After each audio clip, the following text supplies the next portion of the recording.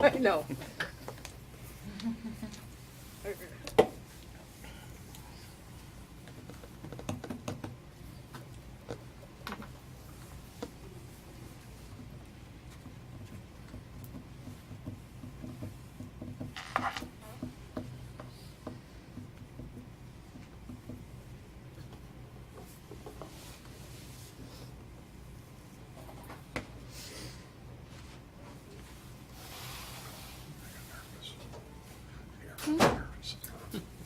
This is the number that we want to levy.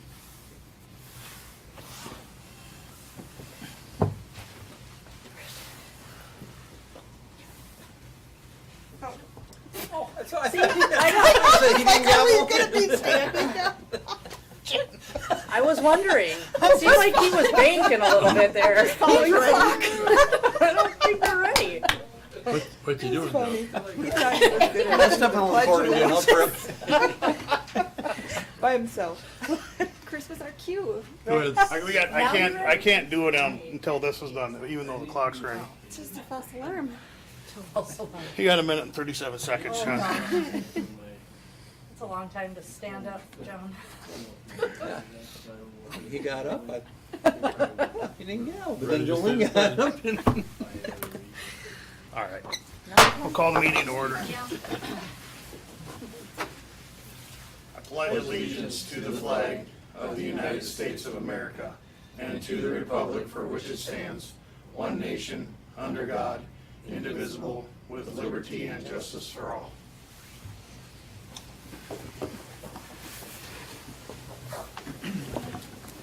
I'd like to welcome everybody to the special board meeting on December 15th for Truth and Taxation. This is time for any visitors to speak on agenda items. I don't see anything unless Chris would like to speak on Truth and Taxation, so we're going to move on to approve the agenda. Thank you for being here, Chris. So move. Motion by Roger, Second. second by Leslie. Discussion? Hearing none, all those in favor? Aye. Aye, those opposed? Motion carried. Moving on to Truth and Taxation hearing from Jolene Bankston. Do you need me to stand or can I just? You can sit right there. Just Ryan, make sure she can use your mic. Okay. So Truth and Taxation meeting again, as we usually do every year. This is for taxes payable in the 2026 levy cycle. So tonight we will talk about the Truth and Taxation law and how we got to this point. We'll talk about the actual revenues and expenditures for the 24-25 school year, which was last school year. We'll talk about this year's current budget, preliminary budget. There's a lot of changes to it already, but the preliminary budget as it stands. The background on property taxes and the difference in referendum market value and net tax capacity and why that makes a difference to us as a district. And then we'll go through the numbers as prepared on the proposed tax levy for taxes payable in 2026. Some additional resources at the end and also a time for public comments as required by law. So Truth and Taxation law, it started in 1988 with the current property tax system. Seasonal rec properties were removed from the district's referendum market value tax base in 2001.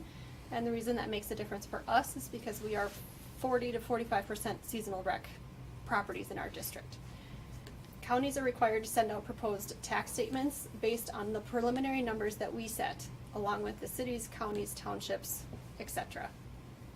Most jurisdictions are required to hold a Truth and Taxation meeting prior to certifying their levy. As I said, school districts are required to present information on the prior year budget, the current year budget, and then the proposed property tax levy. We do need to discuss any percentage changes or large dollar changes from prior year levy to the current year levy. And then we must certify a final amount no later than December 30th, and an exact dollar amount must be referenced when approving the levy. And again, we must allow for time for public comments. So this is obnoxiously small, and I apologize, but broken down into the four. If you guys need to see it, it's on your slide, your Truth and Taxation slide. So if you can't see it up there, you can open it on your agenda. Right. Okay. So broken down into basically the four main budget categories and the main budget fund balances. The general fund covers our main operations in Fund 1, but it also covers transportation and capital, scholarships, and student activity accounts. So there's a lot of smaller funds wrapped into the general fund to make it as big as it is. Food service, community ed, and debt service are all separated because they have very specific funding sources that are only used in those funds. They cannot cross-pollinate, for a lack of a better word. So the starting fund balance going into last year's budget was 3.5 million in the general fund. Actual revenues in of 14.2, expenses out of 13.3, for an ending fund balance this last June 2025 of $4.4 million. Projected budget revenues in for this current coming school year that we're sitting in, 14.1. Budgeted expenses out and transfers out, 13.08, for a projected fund balance of 5.4. That is current year budget numbers as preliminary, and as Chris was mentioning before the meeting, there are a lot of changes that have already hit.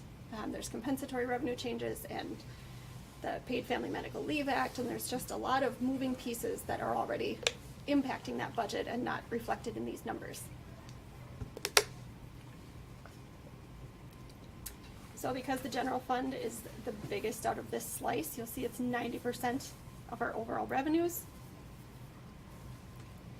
and 89% of our overall expenses as they currently sit in the preliminary budget. We'll break it down a little farther. General fund revenues, local would be your property taxes, your sports fees, your season passes, your any local revenues that don't come from state or federal sources. State takes up the biggest share, or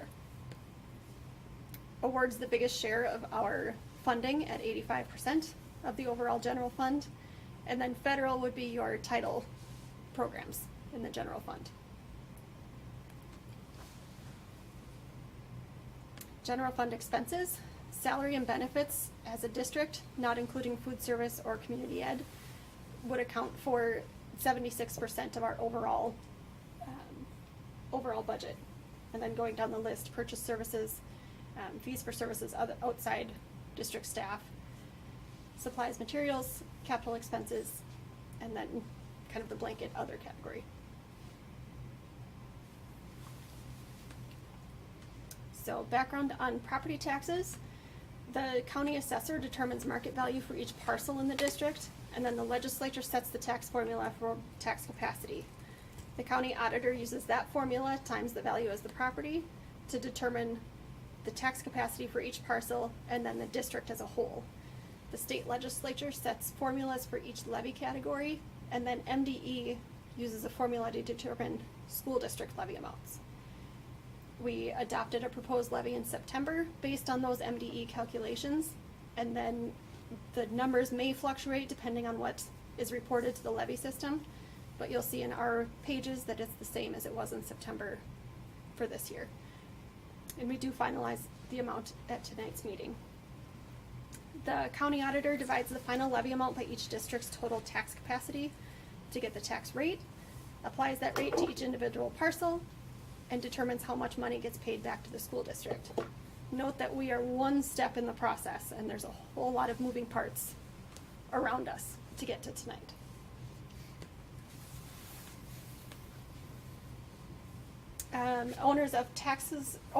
Owners of properties in the district are going to pay taxes to all of the jurisdictions that are applied to their property. So your county, your city, your township, your school district, any of the special taxing districts. Each jurisdiction sets its own tax levy as determined by limits in state law. And your taxes on each property can be impacted by a lot of things. It can be your individual property value, whether it goes up or down. It can be the properties around you that could go up or down, making your property more or less valuable. And it could also be the school district tax amounts as set by our district based on enrollment calculations. So if our enrollment goes up, we get more money for those levy categories. Versus enrollment goes down, it's less money. The county sends out the tax bills collects all the payments, and then distributes it back to those of us on the tax statement. Each school district can levy up to 40 different categories, and as I said, those limits are set by state law or by voter approval. And then MDE calculates those detailed levy limits for each district. The current levy calculation page is 38 pages of minute calculations, so if anyone is looking for some light reading, it's great. Egg to School. Egg to School was passed into law in June 2017, and it's been phased in over the last few years. We are currently sitting at 70%. Our district does have a smaller portion of ag and timber property, so these properties get a discounted rate. It doesn't show up on their tax statement. It comes through the state-funded discounts to their properties. As I said, there's a difference between referendum market value and net tax capacity. I know we discussed this a little bit when we were going out for the capital projects levy. The referendum market value excludes seasonal rec and ag properties. Only the house, garage, and 1 acre of that ag property is taxed. Commercial properties are included in that referendum market value. The net tax capacity lumps all of those properties back in. So all of your seasonal rec, all of your agricultural land, everyone is in there.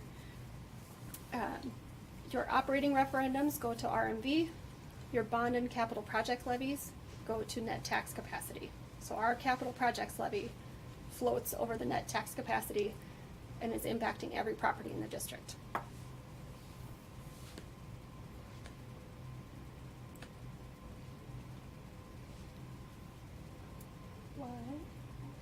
Okay. This was a fun graphic that I stole from Tiffany at MSBA. So people will call me sometimes and ask why their property did one thing but their neighbors did another thing. So this is just kind of a simple graphic to show, even if your property underneath that first farm country, because that's where I live, my property is in Cass County. Everyone around me is in Cass County. All of us are in Maple Township, but some people are in the Pequot School District, some people are in Pine River School District. Some people are ag land inside that district, some people are seasonal rec. So all of us are we could have adjoining properties, but we're taxed just a little bit differently based on what our properties are. So the required process, early September, MDE prepares that 38 pages of love, sends it to the districts. At the September school board meeting, we would approve the proposed levy amounts. Those levy amounts can go up if you certify the maximum. November, Cass and Crow Wing counties would send out the proposed property tax statements based on those maximum amounts that we certified. And then the December school board meeting, tonight's meeting, we hold truth in taxation, we allow for public comment, and we approve the final exact dollar amount. So these are all the different levy categories that we currently levy in. Everything was existing on this, but you will notice the highlighted line for our capital projects levy. So overall, everything stayed relatively the same. 2.172 in the general levy, community service at $130,000, debt service for $449,000, for a total levy of $2,752,000. These are the dollar changes between the levy categories. You'll notice in the previous slide, $882,000 of the capital projects levy, and the total amount of our levy increase is $904,000. So all in all, our levy stayed pretty consistent, other than the big jump for our capital projects levy. So the total dollar amount of increase is $904,186, or 48.93% over the previous property taxes certified. The three biggest changes to the levy, obviously the capital projects levy, to be used only for facility projects. The only staff you can put to that capital projects levy are the technology department. And the district is working hard to come up with our projects for the first year of funding, so this will hit the 26-27 school year is the first round of funding for this. reemployment insurance is what we certify for unemployment costs across the district. And then long-term facility maintenance went up just a slight amount at 26,000.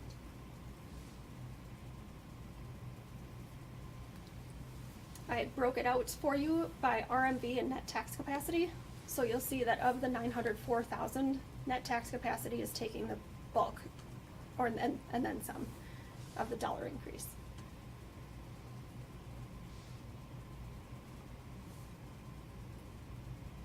These are just additional resources for anyone who's interested. A lot of the calls that I get are, why did my taxes increase? And my first question is, what did your property values do? Because that's kind of the number one driving force behind it. So Cass County Auditor Treasurer's Office, Crow Wing County Land Services, and then if your property taxes went up, you can file a Form M1PR 2025 with your income taxes, or at least by August 15th of next year for a property tax refund.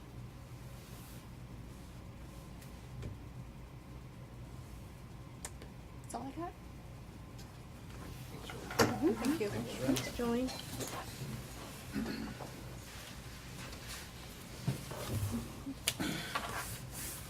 Do you have that number on that piece of paper? Or can you do the number on the piece of paper?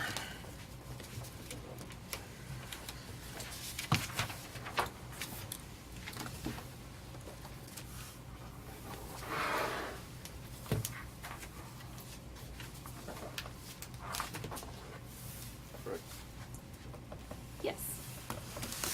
Okay. Thank you, Julie. Superintendent report. Okay, it's always nice when you get to start with some student recognitions, and that's where I want to start tonight. Is last Thursday during our varsity girls basketball game against Black Duck, we didn't have just one of our players get recognized for achieving 1,000 points so far in their high school career, but we actually honored two that night. Mimi Bukers and Sawyer Tulinchek. Both of them, we had some game stoppage so that the two of them could be recognized when they hit that, and a great milestone for those girls. And yeah, it was just a nice moment to share with everybody there. I don't know if I've ever, I don't know, I'm sure there's somewhere along the line, but I don't know if anybody's ever had two in one game. And they literally did it, and it wasn't like one made it up, like we waited on one. Right. Because To do maybe that needed home. one, Mhm. and Sawyer needed 11. And I don't know if I've ever heard of that, same game. That was fun, and both of them were very quiet in the game. It's like they wanted to get back to the game. You know, it's like, don't have this stoppage here. I'm going to quick give them the basketball and the poster to my parents, and let's get back to the game. And it was a fun night. Fun night. They played very, very well. Just some updates of things that are happening around the school is on Thursday I met with a group of high school kids to kind of give me some feedback for the Commons as we're redoing some things in there, changing hopefully some seating so it's a little bit more high school friendly. Had a group of kids, Jackson Kelly, Briley Verdenberg, Emma Bankson, Dean Wynn, Chloe Swenson, and Aubrey Wirtz. We sat down, we had lunch together, and we just kind of talked about what would you like to see in the Commons for senior high students, and talked about different tables, different seating, a place for CIS students where they might be able to go and sit, because our media center here kind of fills up on some days, and like it'd be kind of nice to have another spot to go to and do some of our college in the schools work. And so real fun conversation, and they gave us some ideas that we didn't think about before, so bringing that forward. And then tomorrow we have a company called Seco Cafeteria Demo. They're bringing in some tables and some chairs and stuff to kind of show us what some things could look like. So that'll be kind of fun. On Wednesday, I'm going to be going up to Sourcewell. We have a legislative forum being sponsored by the Freshwater Educational District, bringing in, legislators from Region 5 to talk about specific kind of school needs. What's kind of going on, what do we need help with, kind of some things as they're getting ready to open up a session. I'm gonna pass a letter around here that I've put together on behalf of the Pine River Economic Development Corporation. I sit as the secretary on there, and we were kind of thinking that as the chamber, school district, city, and the Economic Development Corporation, we would like to encourage our area legislators to kind of come and meet with a group of people for that, because there's a lot of things that are happening as of January 1st that are going to directly impact the school and employers and the city, that I think we need to make some feelings known and express some of the concerns that we might have. There's nothing that we can do for 2026 right now, but maybe some thoughts about some possible changes and things as the Leave Act comes in, unemployment, and some stuff that are really making some things challenging for rural greater Minnesota businesses as well as districts and stuff. This letter doesn't have a date for that forum. We kind of want to work with them on, hey, what's available to you? Hoping to hear back from them. So if you ever want to reach out to somebody, this letter went out to 3 of our representatives and 2 of our area state senators. Just saying, I think we need to talk. We need to let you know how our community is feeling right now. So that was the letter that I drafted and sent off to them. On Thursday, I'll be meeting with the Paul Bunyan Education Executive meeting. We're hoping that we'll have the results of their study. As you know, that Brainerd's kind of has some budget decisions. They had contracted a study to be done on what the impact might be and what can we do as remaining members. And so hoping to get those results on Thursday, and I'll bring those back to you at the January board meeting. And then on Friday is also our students' last day before they go into a nice long holiday break. Get to relax and unwind a little bit, and we're going to hold on to the teachers a little bit longer. They're coming back on Monday for a teacher in-service day, and on that day we are offering a cultural competency training. This is a requirement that all teachers need to have for their teaching license, PELSB, that they need to have that every 5 years. With that, and we've been asked by the teachers union if it would be something that the district could provide for them, because it's one of those areas that is extremely hard to find workshop to cover all the areas that it needs to cover. And because what we need to hit are some goals and some topics of racial, cultural, and socioeconomic groups, the differences, the impacts with American Indian and Alaskan Native students, religion, systematic racism, gender identity, sexual orientation, language diversity, individuals with disabilities, and mental health concerns.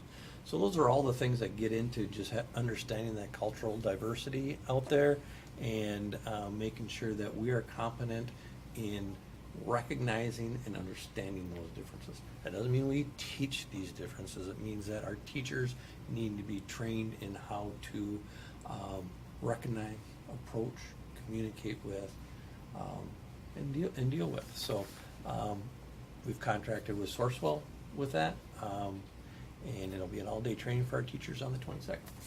So kind of looking forward to that piece as well. Just a quick update on curriculum development. Over the past few years, been working really hard on the ELA. And at this point, when we come back from the holiday break starting January 5th, our elementary ELA representatives, which is 1 teacher from each grade level, will begin piloting some of these materials that we've been looking at. So hopefully we'll have an adoption ready for the 26-27 school year. The high school is still working on, they do a little bit more units of study with things, and so they'll be continuing to work on their ELA piece as well.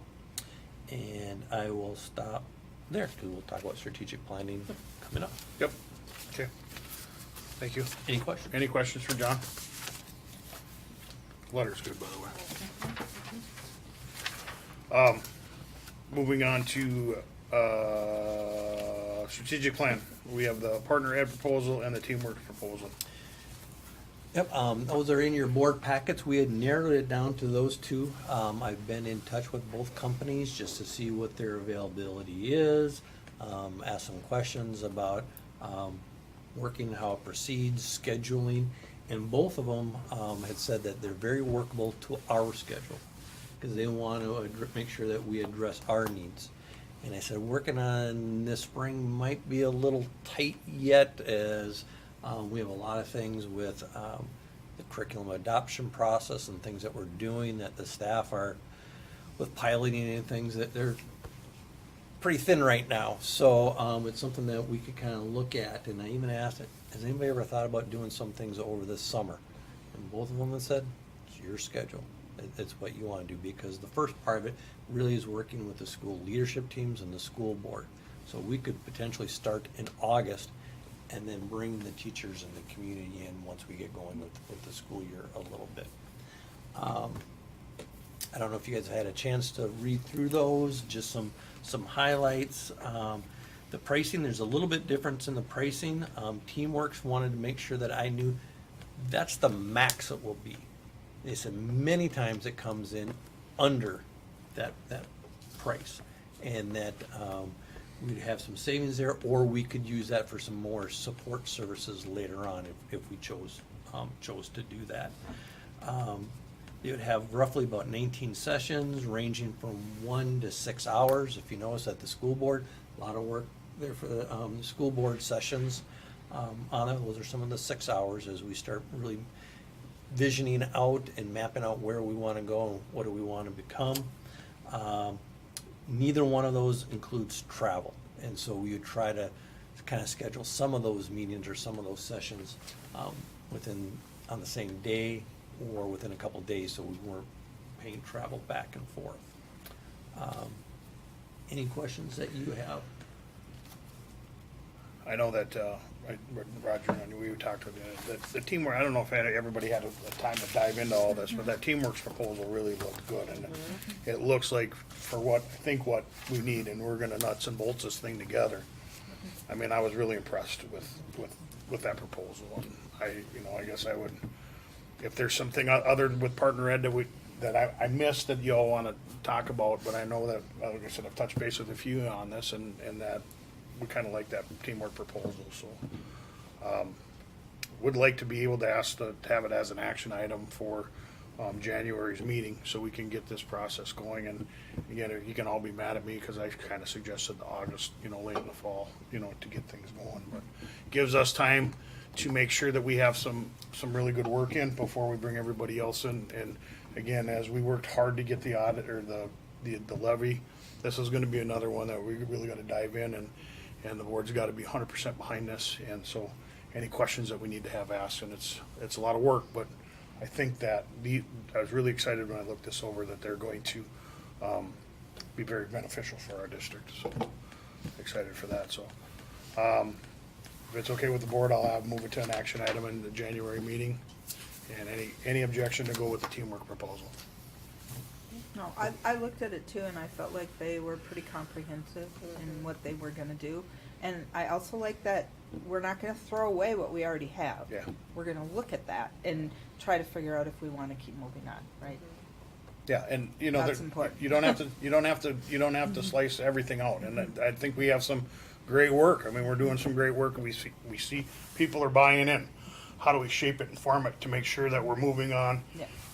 And as farther we get down the line and set up our district to be super successful in the future. And as you can see, and you see in the papers, there's some that are struggling right now, and I think the board puts a lot of good work in to make that happen. So I appreciate all of y'all for doing that too, Chris, team. All right, so put that, Cindy, if you can put that on as an action item for, moving on to some action items. I know Ryan had asked for the number. Whoever seconds the number, I'm gonna have Ryan hand the sheet over to you. So we say the number exactly. So I'm gonna ask for a motion. Okay, I make a motion to approve the max, which is $2,752,066.57. I'll second the motion that we certify it at $2,752,066.57.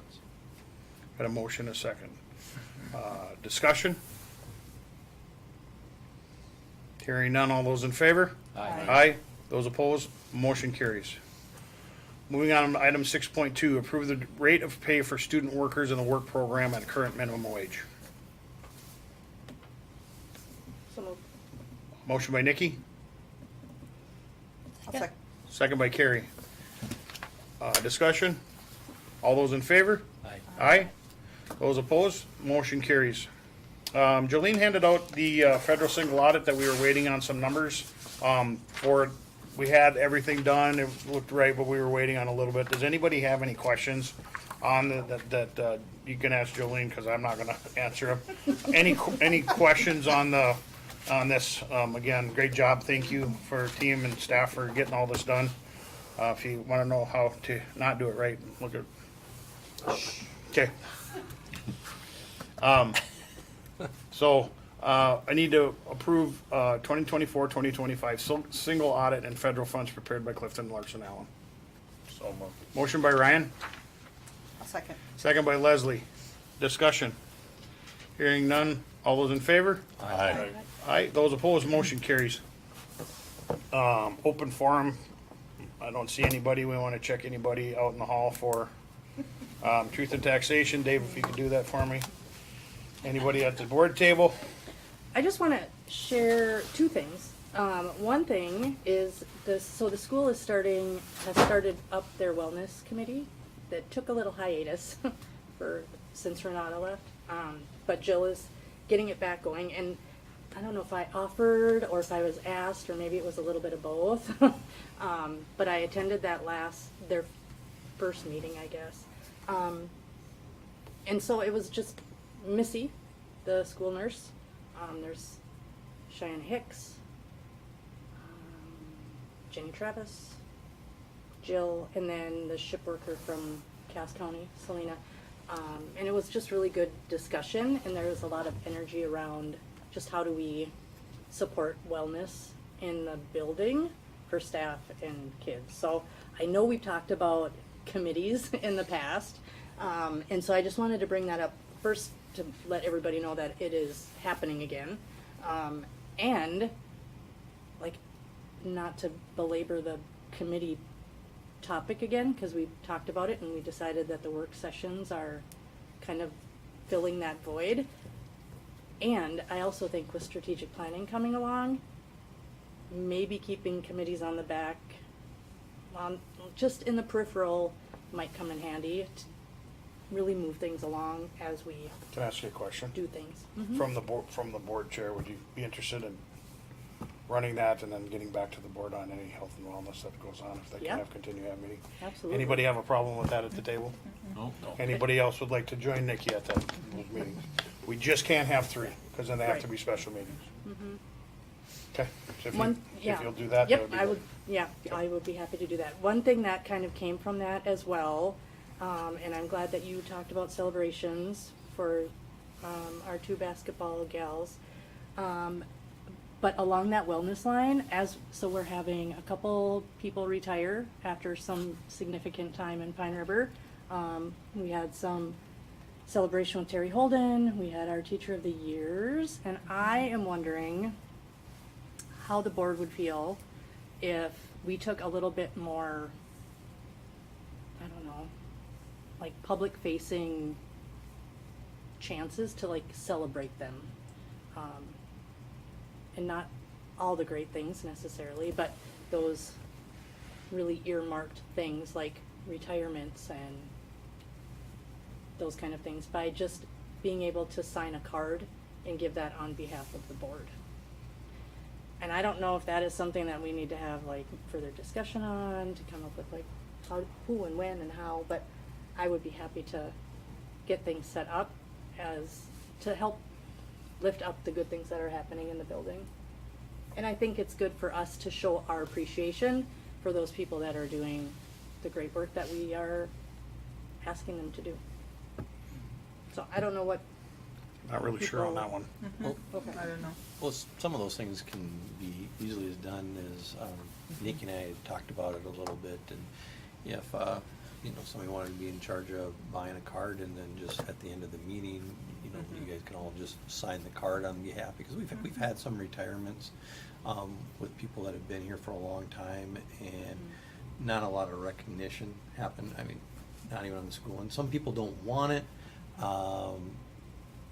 I was hired during COVID and you couldn't do it, have a get together and stuff like that, but sometimes just kind of those simple things are kind of nice to do in recognition of somebody that's been with us 28 years. Sometimes it's recognition if somebody's had a child, if you know, milestone in their career. I mean, that's something that doesn't require a whole lot of action. It's just, you know, you want to collectively do that.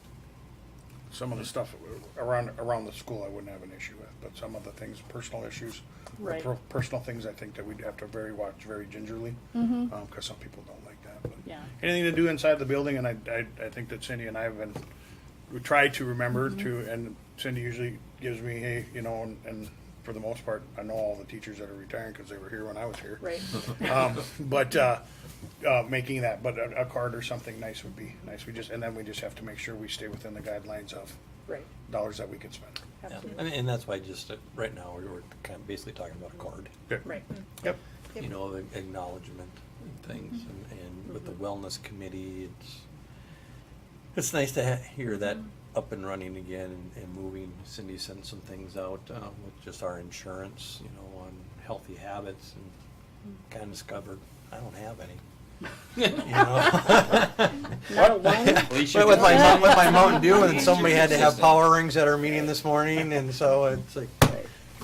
Yeah. But you got all your steps in on Saturday. Baby steps. Yeah. Yeah, no, it's a good idea. I like the celebration thing too, as long as collectively Yes. all look at things and don't accidentally miss somebody. Right. That would be my, Yeah, I don't yeah, want that any would be my feelings fear get too. hurt. So, yeah, I would be happy, and I just so happen to have cards with me if people want to sign them. But I would be happy to take that on with everyone's help to make sure that nothing is falling through the cracks. Because, yeah, we certainly don't want to make people feel bad and unintentionally forget someone or something. But I think, yeah, there's good things happening here. And so I feel like people would appreciate hearing from us too, that we appreciate them. Great idea, Nikki. Okay. Anything else? No other business before the board? Meeting's adjourned.